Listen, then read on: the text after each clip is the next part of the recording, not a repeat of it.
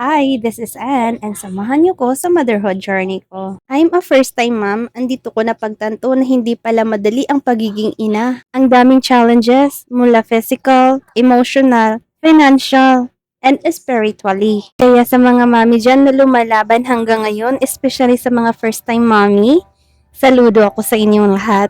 Sa pag-document ng journey kong to, sigurado maraming mga mommies ang makaka-relate, especially mga first-time mommy na katulad ko. So, another reason gusto kong i-document yung journey ko, yung motherhood journey ko with my little one. Kasi ang ganitong journey, ang ganitong documentations like vlogs is magiging memories na lang pagdating ng panahon. Gusto ko ding i-document yung journey ko as a teacher applicant hanggang sa magka-item na. Andito kami sa Zamboanga Peninsula nakatira kaya expected mga Bisaya. Kaya expected sa upcoming mga vlogs ko is merong Bisaya talaga na dialect. Kaya mga mommies and first time mommies, samahan niyo ko sa journey ko sa pagiging mommy ko. Kaya on this platform, I hope na makahanap ako ng friends na katulad ko na mommy and na first time mommy para pariho tayo magpalitan ng mga ideas, opinions, about sa journey as a mother. And I am so excited to meet you soon here on this platform.